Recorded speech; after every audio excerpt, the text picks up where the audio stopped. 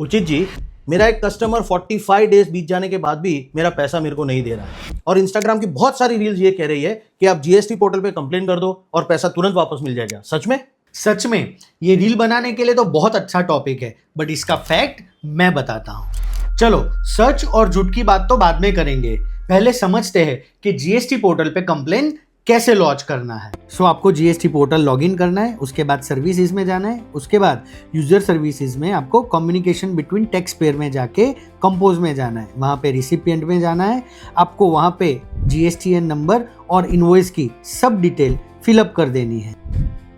अब मैं आपसे थोड़े सवाल पूछना चाहूंगा, बताओ जीएसटी पोर्टल फाइनेंस मिनिस्टर ने बनाया क्यों? जीएसटी कलेक्शन के लिए कि आपके कस्टमर से 50,000, लाख, 1.5 लाख, 10 लाख रुपए रिकवर करने के लिए?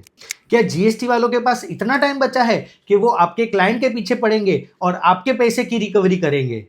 क्या जीएसटी पोर्टल डेट कलेक्शन का सही तरीका है? नहीं नहीं नहीं।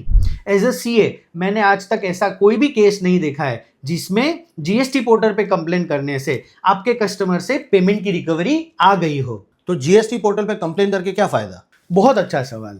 देखो, फायदा तो है। जीएसटी पोर्टल पे कंप्लेन करने से एक स्ट्रॉन्ग रिकॉर्ड बनता है और वो रिकॉर्ड कोर्ट ऑफ लॉ में स्ट्रॉन्ग प्रूफ की तरह आप यूज कर सकते हो। उतना ही नहीं, जीएसटी पोर्टल पे कंप्लेन करने से एक नोटिफिकेशन आपके कस्टमर के पास जाता है और एक नोटिफिकेशन उसके जीएसटी ऑफिसर के पास जाता है। अगर जीएसटी ऑफिसर को ये फ्रॉड लगा तो जीएसटी ऑफिसर उसका जीएसटी क्रेडिट रिवर्स करने के लिए उसको नोटिस भेज सकता है। अगर आपको सच में पैसे रिकवर करने तो ये करो।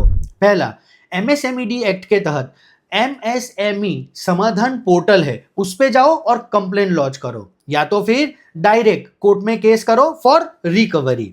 जीएसटी पोर्टल को सबूत की तरह यूज करो, रिकवरी टूल की तरह नहीं। फॉलो फॉर मोर सच उचित एडवाइस।